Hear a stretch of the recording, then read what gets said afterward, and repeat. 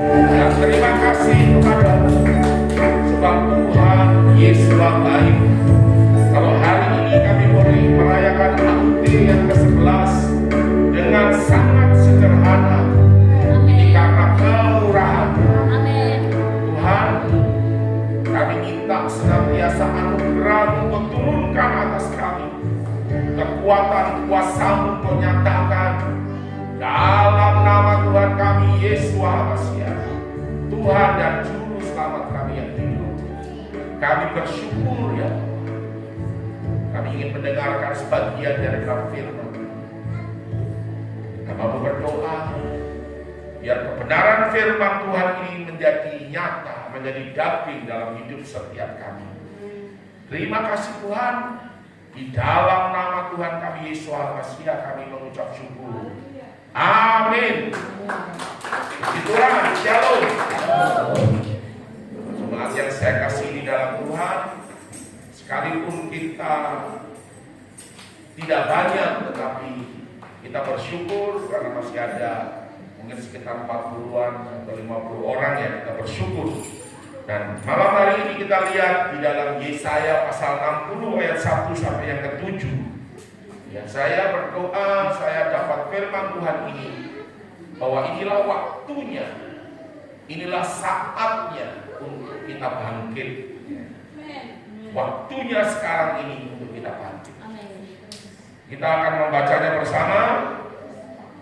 Nah, saya akan baca yang genap, yang ganjil, nanti saudara dengan Pak Wai Simon bicara yang genap, ya. Begitu nanti ayat yang ke-7 itu dibaca bersama-sama. Begitu. Kemuliaan Sion yang akan datang, bangkitlah, menjadi teranglah, sebab terangmu datang dan kemuliaan Tuhan terbit atasmu. Sebab sesungguhnya kegelapan menutupi bumi dan kekelaman menutupi bangsa-bangsa, tetapi terang Tuhan terbit atasmu dan kemuliaannya menjadi nyata atasmu. Bangsa-bangsa berduyun-duyun datang kepada terangmu, dan raja-raja kepada cahaya yang terbit bagimu. Angkatlah mukamu dan lihatlah ke sini. Mereka semua datang berhimpun kepadamu. Anak-anakmu laki-laki datang dari jauh, dan anak-anakmu perempuan digendong. Pada waktu itu engkau akan heran melihat dan berseri-seri. Engkau akan tercengang dan akan berbesar hati, sebab kelimpahan dari seberang laut akan beralih kepadamu. Amen. Dan kekayaan bangsa-bangsa akan datang kepadamu. Sejumlah besar unta akan menutupi daerahmu, unta-unta muda dari Midian dan Eva. Mereka semua akan datang dari Sheba, akan membawa emas dan kemenyan, serta memberitakan perbuatan masyhur Tuhan. 7 kita baca bersama-sama. Segala pemimpin domba kedar akan berhimpun kepadamu. Domba-domba jantan dan mayor akan bersedia untuk ibadahmu. Semua akan dipersembahkan di atas mezbahmu sebagai korban yang berkenan kepadaku. Dan aku akan menyemarakkan rumah keagunganku. Puji Tuhan. Ya, kita berikan kemuliaan untuk Tuhan. Firman ini datang kepada setiap saudara dan saya. Jadi firman ini iya dan amin. Karena saya tidak bertanya firman apa yang harus saya sampaikan. Dan Tuhan memberitahukan akan hal ini. Kalau kita kaitkan dengan firman yang kita dengar pada minggu itu sangat benar dan iya dan amin. Yaitu menjaga hati saudaraku tetap damai, menjaga roh kita tetap menyala-nyala. dia dapat bulan. Seperti itu. Nah saudara, kita melihat hari ini kita mengucap syukur HUT yang ke-11, House of Prayer Gereja Betel, Gereja Pentakosta Tunas Baru Biak, dengan satu kebenaran firman Tuhan, yaitu bangkitlah dan menjadi teranglah, Yesaya 60 ayat 1. Itu tema sentral kita, saudaraku, dan kita akan melihat bangkit itu adalah kalimat perintah. Bangkitlah berarti kita harus bertindak dan bergerak untuk bangkit. Bangkit itu adalah bangun dari tidur dan berdiri, ya. Bangun hidup kembali. Artinya kalau mungkin ada sesuatu yang sudah mati dari hidup kita, berarti kita harus bangun dan hidup kembali.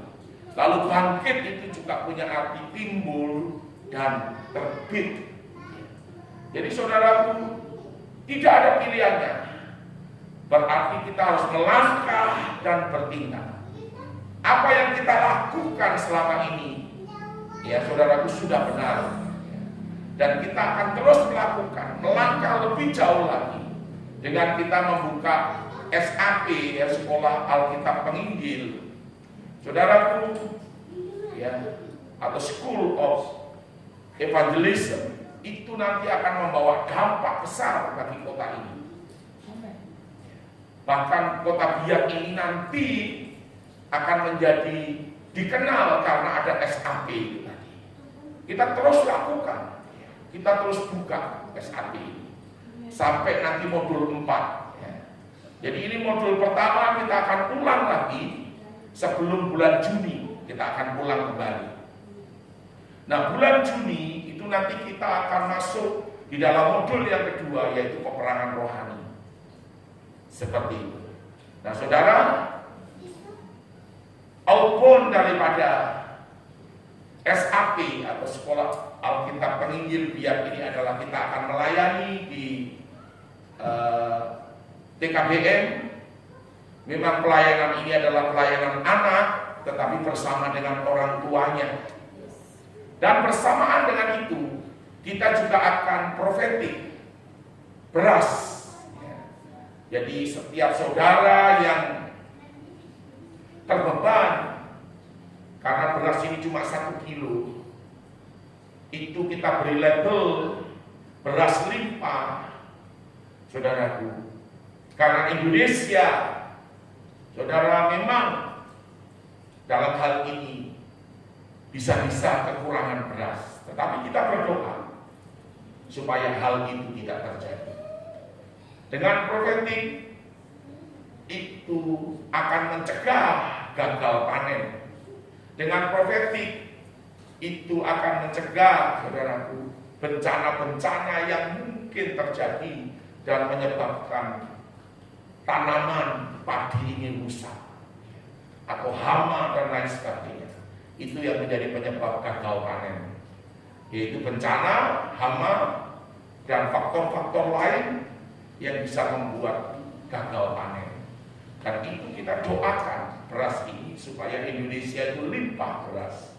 Secara geografis Indonesia itu tidak mungkin kekurangan pangan. Ya, kalau kita ingat lagunya Plus dulu, tongkat kayu dan batu jadi tanaman. Bukan lautan tapi kolam susu. Bagaimana itu? Kail dan jalan cukup menghidupimu. Tiada badai, tiada topan ku temui. Ikan dan udang menghampiri dirimu. Deng deng deng deng deng, gitu kan? Ya, saudara, itu lagu itu seperti lagumu buatan, ya, buat Indonesia. Saudaraku, Indonesia itu akan terjadi kelimpahan. Indonesia itu akan mengalami kemakmuran. Kita juga berdoa untuk presiden yang terpilih ini, Ya, kita rindu tidak ada kekacauan, tidak ada kerusuhan yang membahayakan negara kita. Kita rindu, kita lihat ada satu kemakmuran, ya, yaitu damai dan sejahtera itu terjadi atas bangsa kita, Indonesia. Amin. Saudaraku yang saya kasih dalam Tuhan, yang berikut adalah menjadi terang. Nah, menjadi terang ini, saudaraku, itu memang tidak mudah. Karena orang yang menjadi terang itu adalah orang yang menjadi teladan. Orang yang diikuti oleh orang lain. Seperti itu. Mari Pak Wai Simon tolong baca Matius 5 ayat 14 sampai 16. Matius 5 ayat 14 sampai 16. Saudara, inilah terang. Terang itu, saudaraku, ya, tidak disembunyikan di bawah kolong meja, tetapi ditaruh di atas meja, di kaki dia. Kota yang ada di atas gunung itu tidak mungkin tidak terlihat, pasti terlihat. Nah, seperti itu, ya. Tetapi terang itu harus terus bercahaya dan tidak berhenti cahayanya. Tolong baca. Matius pasal 5 ayat yang ke-14.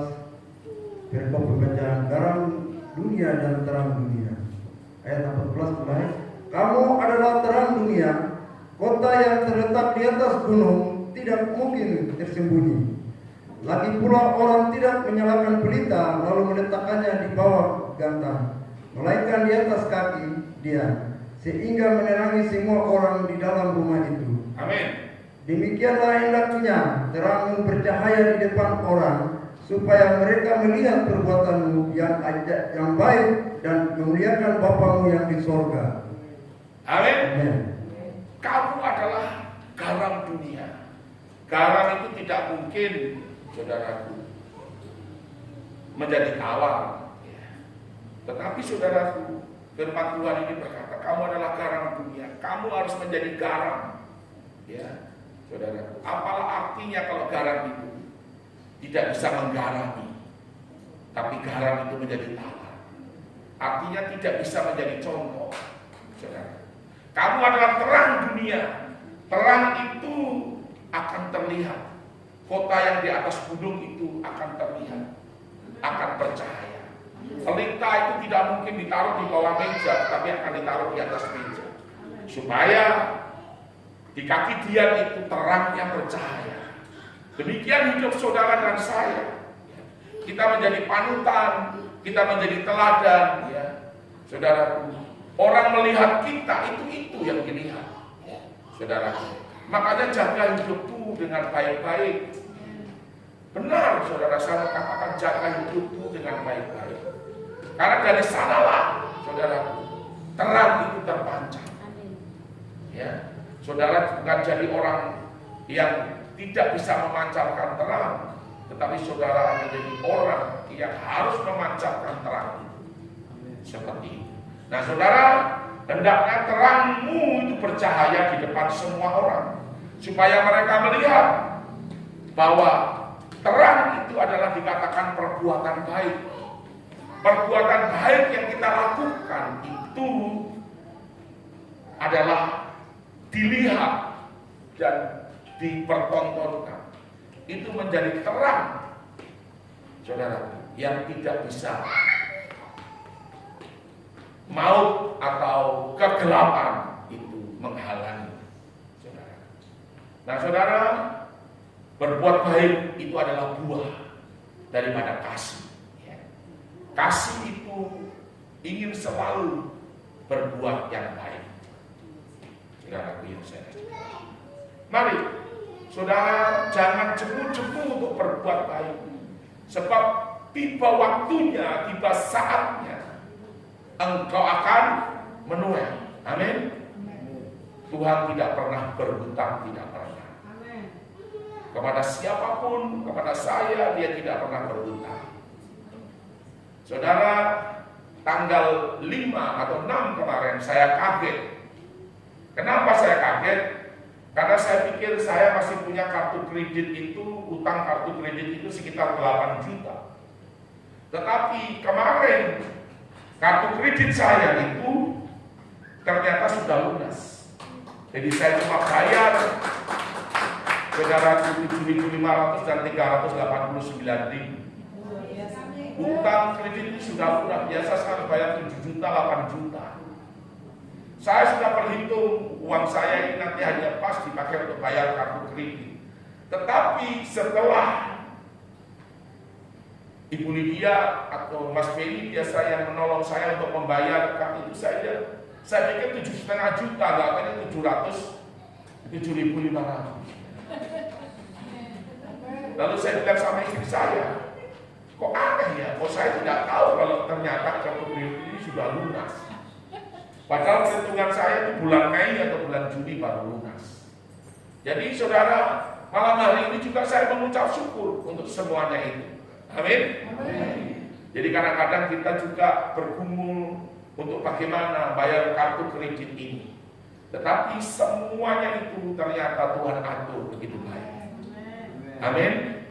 Ya, seperti itu.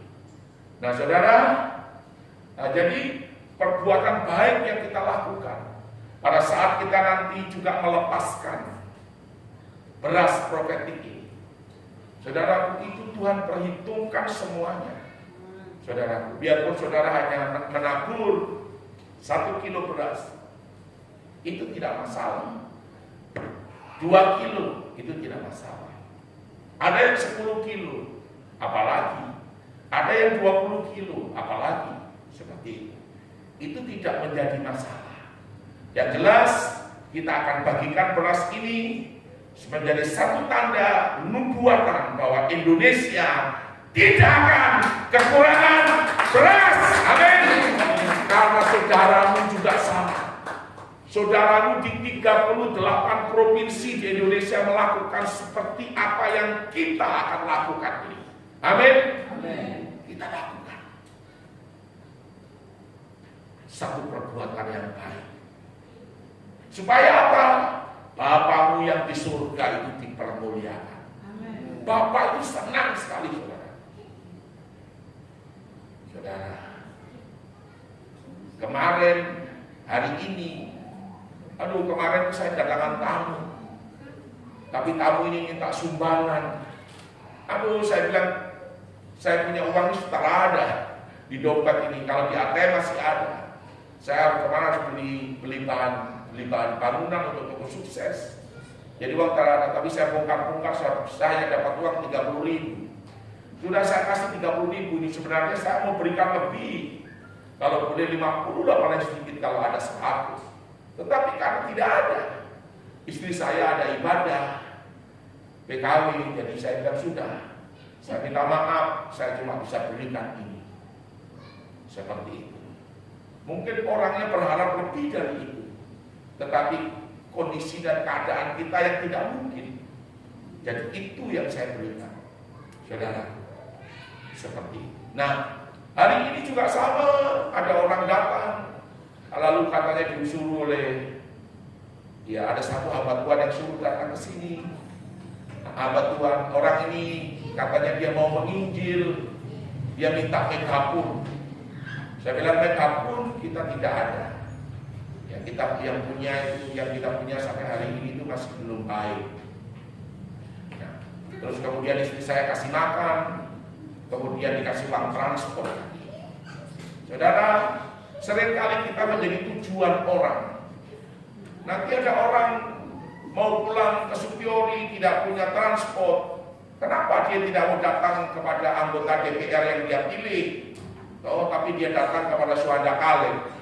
Dia pikir Saudara Khalid ini anggota DPR kah? Atau wakil bupati kah? Tetapi itulah yang sering kita alami. Saya pernah satu hari naik motor di kota begini, orang salib saya dan saya dipojokkan minggir. Saudara, Pak Pendeta, tolong saya.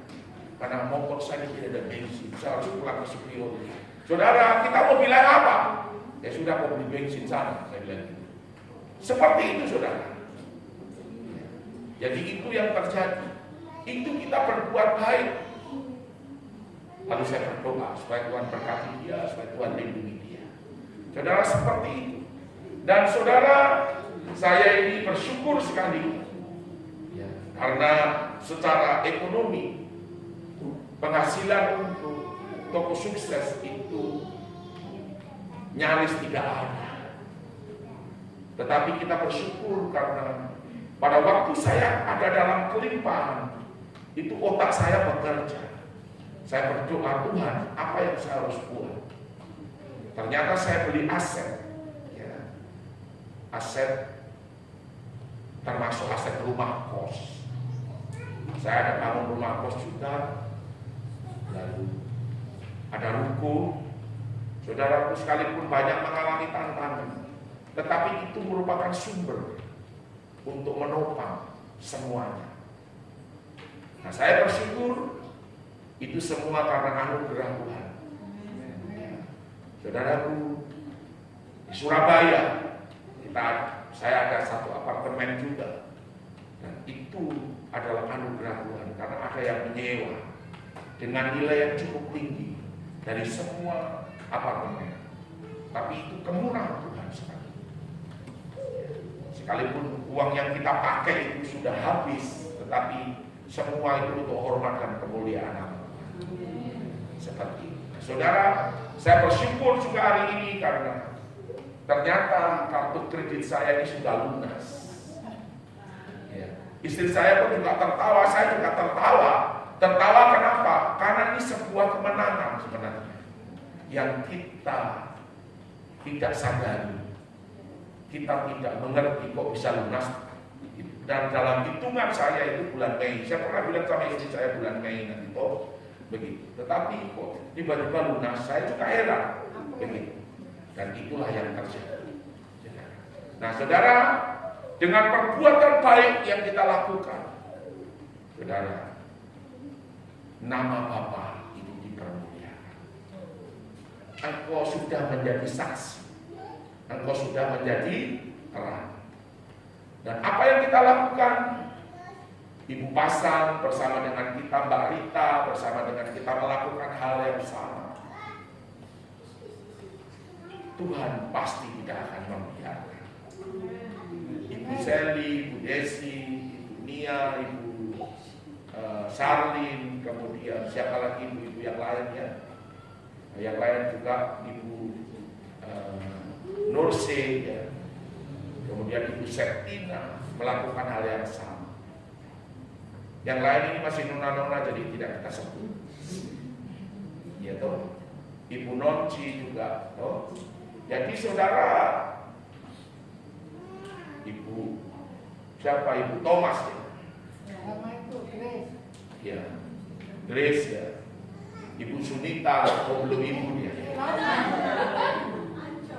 Baru mau ya.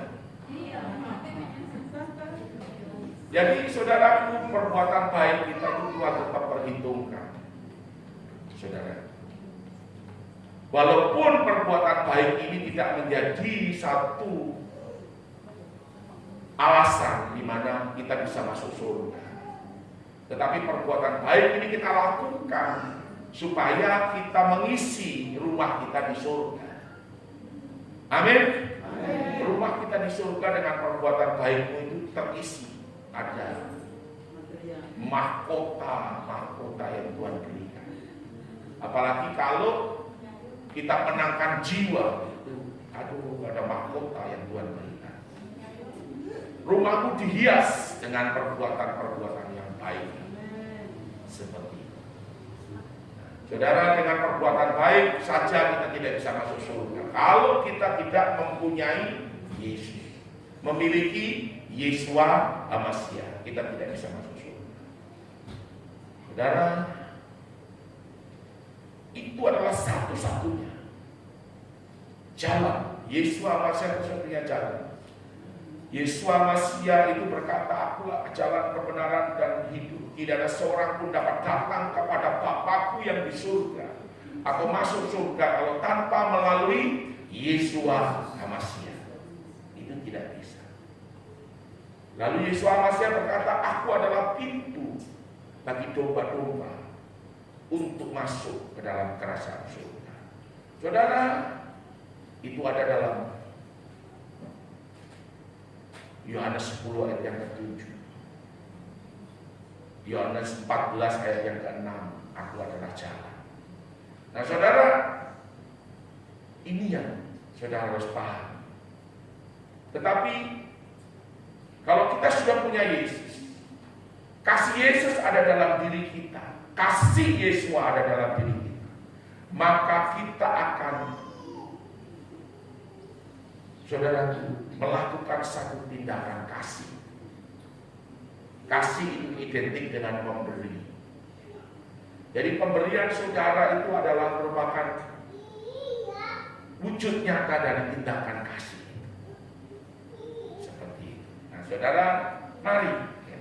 Apalagi ini kita hanya bukan sekedar memberi, tetapi kita akan melaksanakan tindakan nubuatan supaya Indonesia tidak kekurangan beras, saudara tidak kekurangan bahan makanan. Amin. Saudara ada dalam kelimpahan bahan makanan. Amin. Seperti itu. Nah saudara, mari, kemuliaan itu sesuatu yang, satu kondisi yang mulia, satu kondisi yang agung, satu kondisi yang luhur, itu kemuliaan. Nah posisi kedudukan yang tinggi, yang terhormat, itu kemuliaan. Apakah kemuliaan itu datang dengan tiba-tiba? Saudara, bagi Tuhan itu tidak ada yang mustahil. Kita sudah mengalami banyak proses yang tidak enak, yang sangat tidak enak, bahkan itu kita alami. Cacian, makian, olokan, ejekan, saudaraku, sampai kita dirugikan, itu kita alami. Saudara, Tuhan tidak akan membiarkan. Kalau dia berkata, terang Tuhan terbit atasmu dan kemuliaannya nyata di dalam dirimu, engkau hanya tinggal terima. Iya Tuhan, terima kasih, saya terima. Itu juga anugerah. Amin. Kemuliaan itu Tuhan juga berikan. Saudara, memang seringkali Tuhan itu mengajar kita supaya kita tidak hanya asal diangkat, asal menerima kemuliaan, tapi kita dibentuk dulu, diproses dulu. Ada proses yang kita alami sehingga pada saat kita ada dalam satu kemuliaan, itu kita tidak menjadi sombong, tetap rendah hati, tetap takut akan Tuhan. Seperti itu. Tapi banyak orang di luar sana, waktu belum ada dalam kemuliaan, waktu dia masih miskin, dia berjuang untuk dia bisa mencapai kemuliaan. Begitu sudah mencapai, dia suruh lupa. Oh, kalau dulu mungkin naik mobil, kalau belum diangkat itu kacanya diturunkan, lalu bilang shalom bro, selamat sore. Tapi begitu sudah diangkat, mobilnya sudah ganti, mobil yang wah. Tetapi begitu lewat, dia setara pusing dengan kau, tidak pusing dengan saya. Betul ini, seperti itu. Nah itu, saudaraku, jadi kesombongan itu adalah musuh. Saudara. Nah kalau orang sombong itu susah untuk diangkat lagi, susah. Saudara. Ada waktunya saudara itu ada dalam kemuliaan, dan waktu itu adalah sekarang ini. Amin. Kau bilang ada waktunya kita ada dalam kemuliaan. Kau bilang dengan tetangga, dan waktunya itu adalah sekarang ini. Sekarang ini waktunya kamu ada dalam kemuliaan. Amin. Saudara, itu nyata. Ya. Jadi yang kedua adalah, ini adalah berbicara tentang luhur, berbicara tentang baik, ya, budi baik atau baik budi. Sangat baik sekali hatinya, hatinya begitu luhur, hatinya begitu mulia. Ya, seperti itu. Terus kemudian yang berikut adalah keagungan dan kehormatan. Itu mempunyai arti bermutu tinggi, bermutu unggul. Dia punya keunggulan, punya kehebatan, ya, dan sangat berharga. Saudara, kemuliaan ini ada dalam hidupku dan ada dalam hidup saya. Amin. Saudara, katakan lagi kepada teman, kemuliaan itu ada dalam hidupmu dan ada dalam hidup saya. Amin. Nah, saudara, dunia ini krisis. Karena ayat yang kedua itu berbicara tentang dunia ini krisis. Tetapi kita ada dalam kemuliaan. Ayat yang kedua bunyinya begini, kegelapan dan kekelaman menutupi bangsa-bangsa. Tetapi terang Tuhan terbit atasmu dan kemuliaan Tuhan menjadi nyata atas. Saudara bisa katakan dengan temanmu, kau harus tahu bahwa dunia ini krisis. Tetapi terang Tuhan dan kemuliaannya itu terbit atas kamu dan menjadi nyata atas hidupmu. Amin. Saudara, luar biasa. Amin. Apa yang kita ucapkan ini menggema. Dari hari ke hari, dari minggu ke minggu, bulan ke bulan, sampai ke ujung bumi. Malaikat mendengar, kita mendengar, malaikat mendengar, surga mendengar, setan juga mendengar. Nah, saudara, kegelapan dan kekelaman ini berbicara yang menutupi bangsa-bangsa ini, berbicara tentang krisis yang terjadi di dunia ini. Krisis apa? Macam-macam krisis. Ya, krisis dunia yang sekarang ini adalah banyak negara yang bangkrut. Dan ini akan bertambah banyak lagi negara yang bangkrut. Artinya negara itu kolaps, artinya negara itu tidak bisa membiayai lagi pemerintahannya. Artinya apa? Rakyatnya itu ada dalam kesulitan. Kesulitan apa? Listrik, kesulitan apa? BBM, kesulitan apa? Bahan makanan. Saudara, listrik pun sulit. BBM, bahan bakar minyak sulit. Saudara, uang tidak ada nilainya. Uang itu tidak ada nilainya. Seperti negara-negara Sri Lanka, Argentina, itu sudah mengerikan sekali. Nah, saudara, ada sekitar 25 negara. Mungkin saja sudah lebih. Tetapi kita, Indonesia, tidak seperti itu. Indonesia tidak seperti itu. Saudara dan saya, apalagi karena saudara dan saya adalah anak-anak Yahweh, anak-anak yang maha tinggi, anak-anak Tuhan. Amin. Amin. Saudara hidup dalam kemuliaan. Jadi saudara jangan pikir lagi krisis, jangan. Saya tidak pernah berpikir krisis, tidak pernah. Saya berusaha untuk saya hilangkan dari pikiran saya, tidak ada krisis, tidak ada. Karena apa? Kita sudah bertindak. Saudara saya kan pernah bertindak melangkah dari hidup di dunia yang penuh dengan krisis, melangkah kepada pindah kepada kemuliaan Tuhan. Amin. Jadi saudara dan saya itu ada dalam kemuliaan Tuhan. Di dalam kemuliaan Tuhan itu apa yang tidak ada, semuanya itu ada. Amin. Saudara mau perlu apa, saudara mau butuh apa, semuanya itu ada. Nah, firman inilah yang datang kepada saudara dan saya.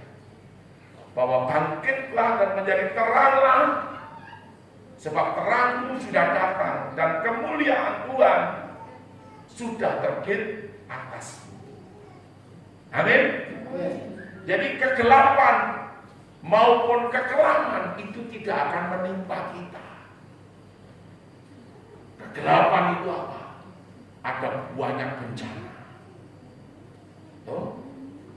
Badai, tsunami, gunung meletus. Ya. Kekelaman itu apa? Kekelaman itu adalah kematian. Begitu banyak bangsa-bangsa jadi korban. Sekalipun kita juga berdoa. Saudara, kemarin ada gempa bumi. Saya itu lagi duduk di kursi. Saya bilang sama istri saya, ada gempa. Karena saya lihat meja ini goyang sendiri. Lalu saya duduk di kursi juga, saya goyang juga. Saya ikut goyang juga. Seperti itu. Lalu saya bilang, Yonatan ambil sofa. Saya urapi sofa dan saya suruh Yonatan tiup sofa. Saya cuma dengar suara 7 kali. Tiup sofa 7 kali dan saya berdoa menolak gempa. Supaya gempa itu tidak terjadi atas Pulau Biak, tanah Papua. Saya tidak tahu lagi itu gempa ada di mana. Kemudian 2 menit berikutnya ada berita bahwa gempa itu terjadi di Manokwari. Dari kota Manokwari itu 89 kilo. Potensi tsunami itu ada. Nah, saudara, sebelumnya itu hari Minggu itu di Majene itu gempa. Hari Sabtu itu di Tolikara itu gempa 5,2. Kalau kemarin di Manokwari itu 6,1. Nah, saudara, kita minta tsunami lawatan. Kita minta tsunami Roh Kudus. Amin. Kita minta gempa itu gempa Roh Kudus. Semua orang digoncangkan imannya. Itu karena Roh Kudus. Saudara, kalau kau dipakai Tuhan dengan kuasa, karena itu kemuliaan. Orang mati kamu doakan sakit, orang sakit kamu doakan sembuh. Itu kemuliaan. Itu nyata. Seperti itu. Baru-baru ini saya juga melayani. Dan ini ada di kota kita juga. Tetapi ini berasal dari Manokwari. Kita layani ibu ini. Ibu ini punya suami dan punya anak 3. Suami dan anaknya sudah jadi tumbal. Dan yang terakhir, ibu ini juga akan jadi tumbal. Karena apa? Karena dia sudah panggil orang tuanya. Dia mau serahkan nyawanya kepada Lucifer, kepada setan. Tetapi untung karena ada ibu Pascalina Karavi dan dia doakan. Lalu ibu Pascalina Karavi ini sudah berjuang berdoa, tetapi masih tetap ada kekuatan maut, kekuatan setan ada dalam diri anak atau ibu itu. Dia sudah hubungi pendeta 1, hubungi lagi pendeta 1, hubungi lagi pendeta 1, tetapi tidak ada respon. Lalu terakhir dia hubungi saya. Saya bilang, siap, di mana orangnya? Oh, Bapak ada di rumah sakit. Kita datang. Dia sampai heran sekali. Kemarin dia pulang, dia bilang, saya hubungi pendeta-pendeta ini macam tidak mau dengar, tidak mau tahu. Ini orang sudah direbut oleh setan. Dia tinggal matinya saja. Tapi orang, kok ada hamba Tuhan tidak peduli. Bahkan ada satu hamba Tuhan yang berkata, itu tipu-tipu saja. tapi setelah saya layani, videonya ada sama imam, mungkin tidak sepenuhnya, tapi saudara bisa lihat, saudaraku, bagaimana kuasa Tuhan itu bekerja. Dan ibu ini siap untuk mengikut Tuhan, siap untuk ikut sekolah Alkitab di kita, siap juga untuk dibaptis. Saudara, dia bilang dia tidak mau tahu. Ya akan dibaptis. Makanya saya harapkan nanti ibu-ibu PKW ini mungkin besok kalau bisa. Besok hari Kamis. besok ada acara ya? Iya. Oh, tanggal 12 ya? Bisa dikunjungi untuk didoakan dan dikuatkan terus. Ia tadi saya telepon, dia bilang, Bapak, saya mau segera dibaptis. Iya, tapi kamu harus keluar dari rumah sakit dulu baru dibaptis. Iya Bapak, siap. Pokoknya begitu saya keluar, saya hubungi Bapak, saya langsung baptis.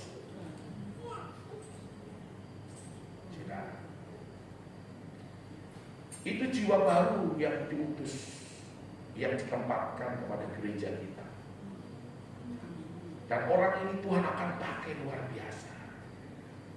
Tuhan itu, saya berdoa, Tuhan bilang, aku akan pakai dia.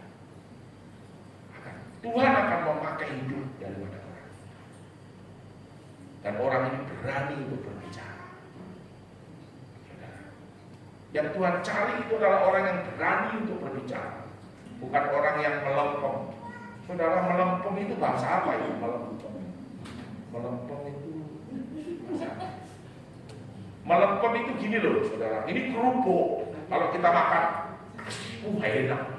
Tapi saudaraku, aduh, kalau kerupuk ini sudah melempem, saudara gigit, aduh, kenapa ini tak bisa dipotong-potong, tak bisa, itu namanya melempem.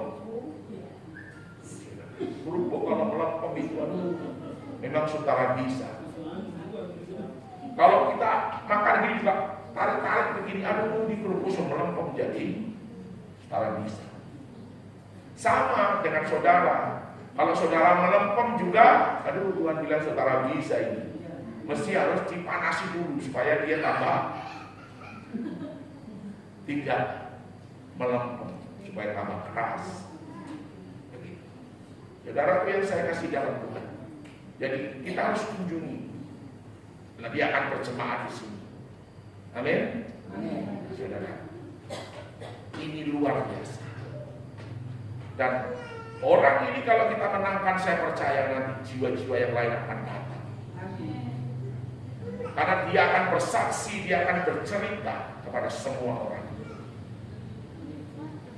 Saudaraku, menakutkan dan mengerikan sekali.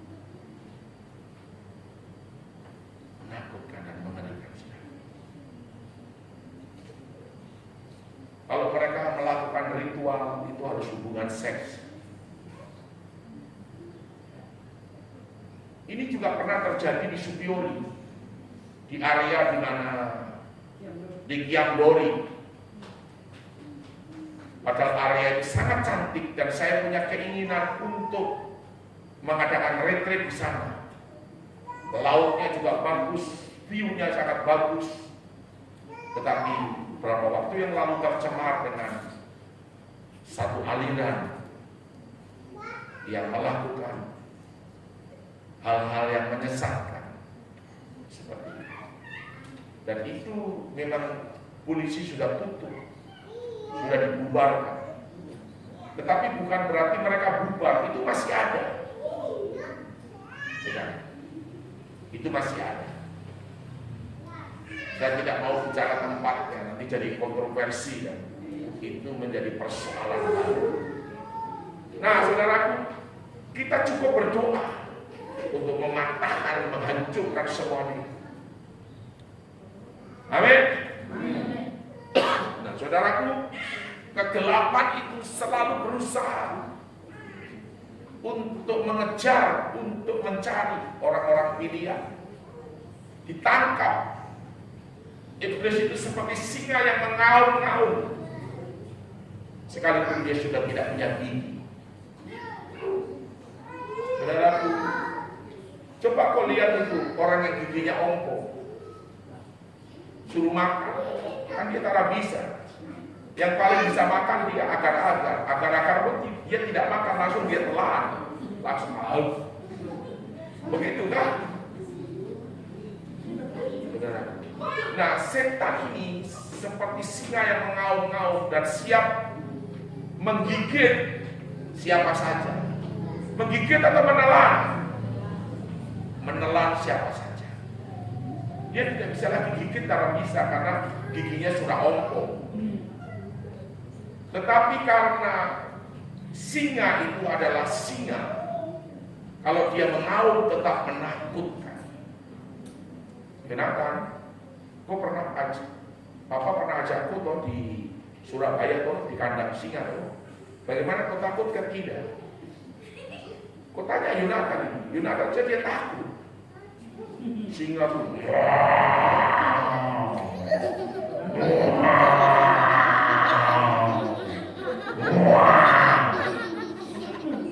Saya menirukan tidak persis. Singa itu lebih menggetarkan hati kita kecil sekali mendengar auman singa. Ini betul, saudara. Begitu dia keluar, singa. Makanya Yesua HaMasiah itu diumpamakan dijuluki singa dari Yehuda. Bukan singa ompong, tapi singa dari Yehuda. Amin. Saudaraku, kekelaman itu kematian, akan banyak kematian nanti. Tetapi engkau hanya melihatnya, engkau hanya menontonnya dengan matamu sendiri. Amin. 1.000 di sebelah kirimu, 10.000 di sebelah kanan. Engkau hanya menontonnya. Engkau ada dalam perlindungan Tuhan yang sempurna. Karena terang dan kemuliaan itulah yang akan menaungi dan melindungi saudara. Kegelapan tidak bisa campur, kekelaman tidak bisa masuk. Amin. Jadi terang Tuhan itu terbit atasmu dan kemuliaan Tuhan itu menjadi nyata atasmu. Nah, yang mengikuti terang dan mengikuti kemuliaan, saudara dan saya yang ada dalam terang Tuhan, yang ada dalam kemuliaan Tuhan itu ada berkat-berkat. Kalau sampai ayat 7 saja itu, tolong Bapak baca lagi. Ayat 3 dan 4. Betul Pak. Itu Yesaya. Ayat 3 dan 4. Iya. Bangsa-bangsa berduyun-duyun datang kepada terangmu. Bangsa-bangsa berduyun-duyun datang kepada terangmu.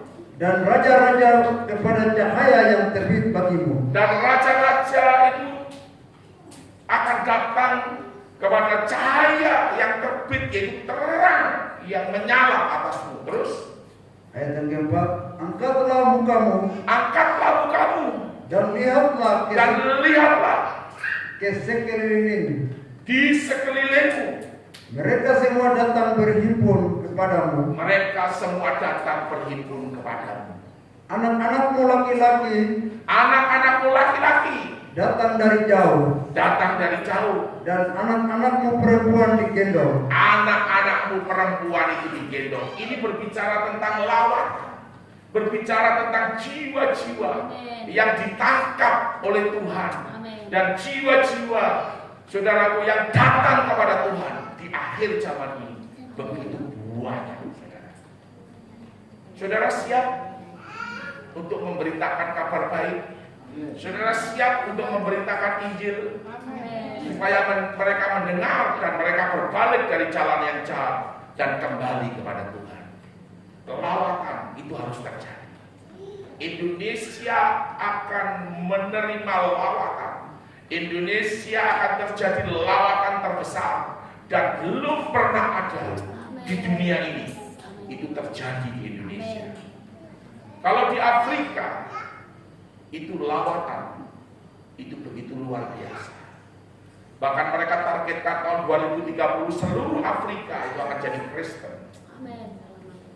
Karena mereka begitu jadi Kristen, mereka tidak duduk manis dalam gereja, tetapi mereka keluar dari gereja dan memberitakan Injil. Makanya kita perlu mempersiapkan setiap saudara, setiap siapa saja yang mau untuk kita ajar dan dipersiapkan untuk keluar dari tanah Papua ini yang adalah ujung bumi, Pulau Biak yang adalah pulau paling timur dari belahan bumi timur. Pulau Biak adalah ujung bumi daripada satu pulau. Ujung buminya tanah Papua, tapi pulaunya adalah Pulau Biak. Itu saudaraku adalah yang awal. Itu adalah yang awal. Dan diakhiri di satu pulau yang disebut namanya Hawaii. Biak itu punya profil adalah laki-laki, biaki, dan Hawaii.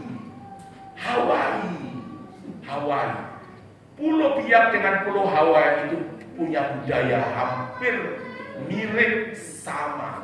Tari-tarian war itu sama dengan tari-tarian yang ada di Hawaii, sama persis. Kalau mereka di sana itu orang telanjang pakai bikini, saudara pakai bikini, cuma pakai bea dengan pakai bikini saja. Mereka jalan di jalan raya, itu biasa. Mereka joki lonceng, teng di resepsionis hotel, itu biasa. Saudara, satu pemandangan yang berbeda. Bagi laki-laki hidung belang itu sangat senang sekali. Oh, dia ambil foto, dia ambil apa segala macam. Tapi hati-hati, kalau kau ketahuan nanti kau punya foto dibanting, dihancur. Saudaraku yang saya kasih dalam Tuhan, kalau di Indonesia mungkin di Pantai Sanur atau Pantai Kuta itu ada tempat-tempat khusus yang tidak semua orang bisa masuk. Itu orang berjemur dengan telanjang. Kalau di Hawaii itu biasa. Tarian war yang sering ditarikan di Pulau Biak itu kan dari kulit kain aslinya, tapi sekarang dari tali rafia. Lalu yang menutupi payudara itu adalah batok kelapa. Begitu. Tapi kalau sekarang kan tidak, sekarang kan sudah modern, jadi pakai kain. Itu sama dengan yang ada di Pulau Biak. Jadi Biak ini adalah yang awal dari segala yang awal, dan diakhiri yang akhir dari segala yang akhir, yaitu Hawaii. Biaki Hawaii itu adalah ini, Alfa dan Omega. Itu rancangan Bapak dari Alfa terus sampai ke Omega. Itu rancangannya. Dan itu rancangan sudah di skenario demikian rupa.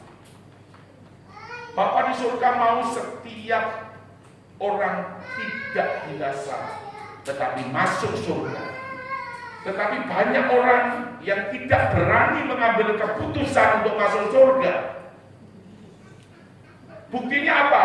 Yang mabuk tetap mau minum mabuk. Kalau pendeta sudah berkhotbah, pendeta sudah berdoa, tetap dia minum mabuk. Yang berzina tetap dia berzina. Yang suka pergi ke dukun tetap pergi ke dukun. Kembali kepada ibu ini tadi. Saya tadi malam berbicara keras. Jangan lagi mendatangkan dukun. Tetapi tadi bapaknya datang. Nah, kamu harus pergi ke orang pintar. Saya tidak mau sebutkan sukunya juga, nanti jadi persoalan di satu tempat di kota ini. Anaknya bilang, tidak Bapak, saya tidak mau. Saya ini sudah mati sebenarnya karena marah-marah itu. Tetapi ada hamba-hamba Tuhan, ada pendeta-pendeta yang berdoa buat saya. Dan sekarang saya hidup. Jadi saya tidak mau. Dia katakan demikian. Saudara, ibu ini masih sekitar 30 tahun. Masih sangat cantik. Tetapi saudara, dia sudah lakukan apa saja yang menyakiti hati Tuhan. Tetapi dia mau berbalik dan bertobat menjadi hamba. Tadi malam saya bernubuat. Bukan aku buat, bukan. Bukan aku buat. Karena kalau orang bernubuat itu digerakkan oleh Roh Kudus. Kalau ku buat berarti kamu yang buat. Kalau lu buat berarti kamu ini yang buat. Lu ini yang buat. Kan ada lu buat, ada ku buat, ada lu buat. Tidak pernah nubuat itu dihasilkan karena manusia. Tapi nubuat itu dihasilkan oleh Roh Kudus. Dan nubuat itu lambat atau cepat pasti digenapi. Amin. Saya bilang kamu nanti akan menikah lagi. Kamu akan punya suami hamba Tuhan. Dia kaget sekali. Kamu masih muda. Kamu akan menikah lagi dan kamu akan punya suami hamba Tuhan. Kamu dengarkan Bapak Pendeta. Itu akan jadi dalam hidup. Amin. Ada atau tidak? Siapa ini? Angel aja ada angel. Angel jaga hidupmu. Bapak Pendeta ini berdoa buat kamu. Karena sekian lama kamu hilang, Bapak juga bingung. Kenapa? Tetapi hari ini Bapak kasih tahu, jangan sampai rancangan Tuhan itu gagal dalam hidup. Itu tidak boleh gagal. Itu terjadi dalam hidup. Kita sudah lihat hidupmu di masa depan, itu luar biasa. Tidak boleh jadi. Karena setan itu akan berusaha untuk menggagalkan dengan berbagai cara. Mungkin nanti akan ada orang India atau orang Perancis atau orang apa yang matanya itu menarik kamu lalu kamu dirayu dan lain sebagainya, kamu digoda dan kamu ikut. Itu masalah besar. Atau kalau tidak, mungkin laki-laki yang ganteng, yang perlete, yang gitu. Jangan. Saudara, jangan sampai terjadi seperti itu. Amin. Tuhan memberkati. Angel, karena kamu sudah kembali. Dan aku berdoa supaya aku tetap setia. Rancangan Tuhan itu jadi. Amin. Ya. Saudara, 5 dan 6. Bapak baca. Saudara, ini akan terjadi di hari-hari terakhir. Ayat 5. Pada waktu itu engkau akan heran melihat dan berseri-seri. Engkau akan heran dan melihat dan berseri-seri. Engkau akan tercengang. Engkau akan tercengang Dan akan berbesar hati. Akan berbesar hati. Sebab kelimpahan dari seberang laut. Sebab kelimpahan dari seberang laut Akan beralih kepadamu. akan beralih kepadamu. Dan kekayaan bangsa-bangsa. Dan kekayaan bangsa-bangsa Akan datang kepadamu. akan datang kepadamu. Amin. Ayat 6. Ya.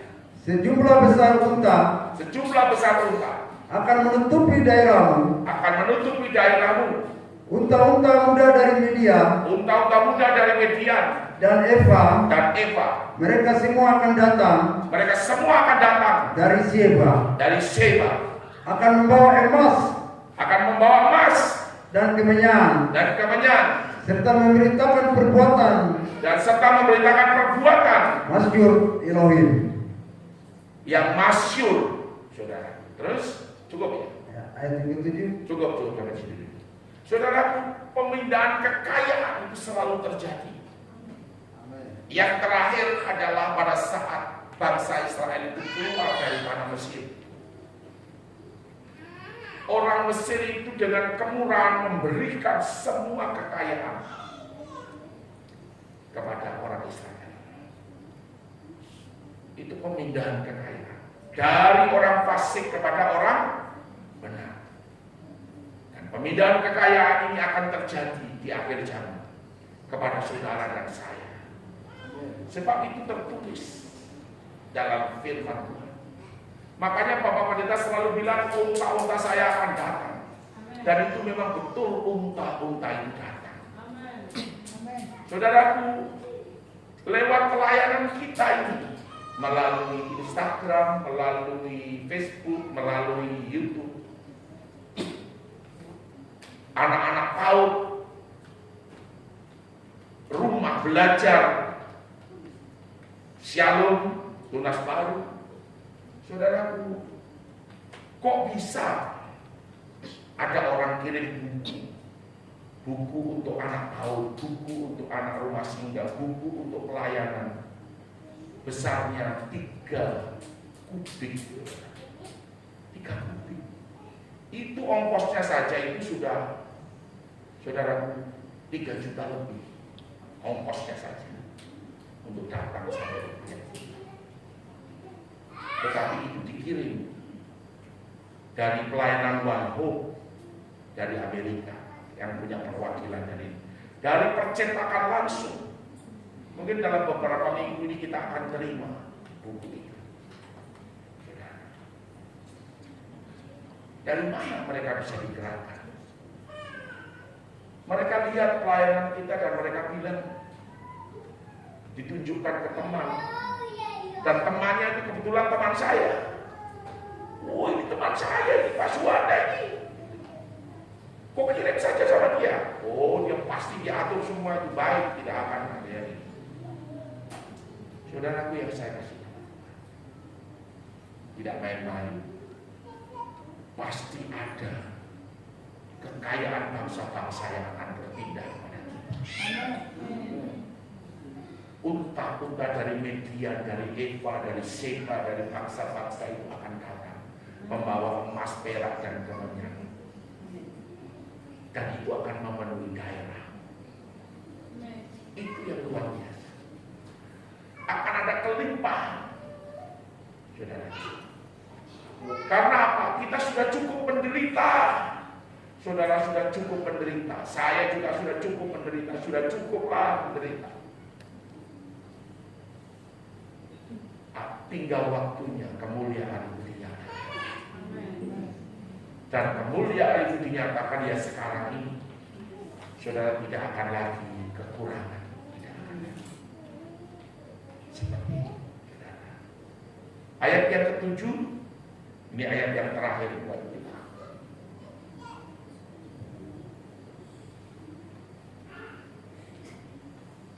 Saudaraku, ayat yang ke-7. Ayat yang ke-7, segala kambing domba kedar akan berhimpun kepadamu. Domba-domba jantan Nebayot akan tersedia untuk ibadahmu. Iya, jadi di sini kambing, domba, kedar, saudaraku, akan berhimpun kepadamu. Domba-domba jantan Nebayot akan tersedia untuk ibadahmu. Ini siapa? Domba kedar, domba Nebayot itu adalah anak daripada Ismail. Anak dari Ismail. Ada dalam kitab Kejadian 25 ayat yang keberapa saya lupa. Itu kedar Nebayot. Itu keturunan daripada Ismail. Ini mereka akan datang berduyun-duyun memenuhi ibadah. Terus Pak, semuanya akan dipersembahkan di atas mezbahku. Semuanya akan dipersembahkan di atas mezbahku sebagai korban yang berkenan kepadaku. Sebagai korban yang berkenan kepadaku. Dan aku akan menyemarakkan rumah keagunganku. Aku akan menyemarakkan rumah keagungan. Jadi semarak rumah keagungan itu akan terjadi karena ada kambing domba, karena kambing kedar dan domba-domba Nebayot. Saudara, memberitakan Injil di luar sana itu tetap harus kita beritakan. Karena inilah waktu dan saatnya Kedar dan Nebaioth itu akan masuk dan memenuhi ibadah. Mereka akan datang. Mereka akan menyembah Tuhan. Saudara, itu akan terjadi. Saudaraku yang saya kasih dalam Tuhan, itu akan, inilah waktunya. Tahun 2015, saudara, saya itu pergi ke Al-Zaitun. Sekarang lagi gonjang ganjing Al-Zaitun. Bukunya saya punya. Itu yang menginspirasi saya juga. Banyak pendeta di Indonesia berbicara transformasi. Tetapi sesungguhnya Al-Zaitun inilah yang membuat transformasi. Mengapa saya katakan demikian? Karena Al-Zaitun itu punya tanah 3.500 hektar. 150 hektar itu hutan jadi. Santriwan-santriwati itu 11.000. Mereka berbahasa Arab, berbahasa Ibrani, dan berbahasa Inggris. 3 bahasa ini. Dan tentu bahasa Indonesia. Syekh Panji Gumilang ini memang orang hebat. Saya akui orang hebat. Tidak ada orang yang punya otak seperti dia ini. Hebat. Mengapa? Karena dia bisa aturkan demikian rupa. Mungkin ada padi, tanaman padi. Itu sekitar 1.500-an hektar. Mereka punya mesin penggilingan padi, itu namanya Wim Hofer. Saya lihat semua. Itu buatan Jerman. Mereka punya kontraktor. Itu ada eskavator, ada semua truk, semua. Mereka juga bagian daripada kontraktor. Mereka punya perkebunan mangga. Mangganya namanya mana lagi, itu diekspor ke Timur Tengah. Mereka punya domba 15.000. Punya sapi juga sekitar 10.000 sapi. Dan itu ada. Punya waduk sendiri untuk mengairi persawahan, punya waduk untuk keperluan air minum. Semua air yang dipakai itu diterap dengan eceng gondok dan diolah kembali, dimasukkan ke dalam waduk. Punya minimarket. Semua itu ada. Kebutuhan beras untuk santriwan-santriwati itu surplus. Mereka jual sayur, jual sayur itu keluar dibungkus dengan rapi, dibawa keluar ke supermarket. Itu yang terjadi. Itu transformasi. Mereka ada di negara Indonesia, tetapi seperti punya negara sendiri, yaitu negara kecil. Tapi memang pondok pesantren ini diindikasi. Itu yang mencetuskan negara Islam Indonesia. Saya ketemu dia langsung dan saya bertanya, Syekh, saya dengar di luar, apakah benar Syekh ini akan mendirikan negara Islam Indonesia? Pendeta dengar dari siapa? Dia jawab saya, itu hanya isu. Dan memang dia merancangkan demikian rupa. Semua itu seperti, semua sudah ada plan daripada Indonesia di dalam sudah ada. Saya tidak perlu cerita, tapi itu saya alami, saya lihat. Dan saya jadi tamu kehormatan di sana. Saya ini orang biasa, tapi jadi tamu kehormatan. Saya tidur di VVIP hotel. Setiap hari ada domba, daging domba bakar, ada sapi bakar, daging sapi bakar. Dan itu enak sekali, enak sekali. Tapi saudara tahu tensi langsung naik. Ini betul. Dan orang kalau saya cerita begini sepertinya tidak percaya. Tapi saya punya foto-foto. Dan memang share ini karena spektakuler itu tadi. Saya tidak tahu apakah dia sudah dihukum atau belum. Tapi saya turut prihatin. Turut prihatin. Tetapi itulah yang terjadi. Ini ada dalam khotbah ini, tidak apa-apa. Saya punya semua bukti dan buktinya. Jadi saudara biar saya kasih tahu. Sebenarnya gereja ada di dunia ini, itu harus bisa buat transformasi. Dan transformasi itu hanya bisa terjadi sebenarnya melalui Yesus Manusia. Dan saudara juga saya yang mau bekerja. Tetapi kalau kita tidak mau, transformasi itu hanya tinggal kenangan, transformasi itu hanya tinggal cerita, dan tidak pernah kita wujudkan. Jiwa-jiwa harus selamatkan, jiwa-jiwa harus dimenangkan. Tidak ada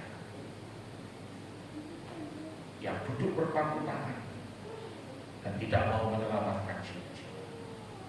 Ya, selamat hari ulang tahun ke-11 House of Prayer Gereja Betel, Gereja Pentakosta Tunas Baru. Ini juga Tuhan berbicara kepada saya. Dia bicara, janganlah hendaknya kerajinanmu kendor, biarlah rohmu menyala-nyala dan layanilah Tuhan. Amin. Kau bilang, biarlah rohmu menyala-nyala.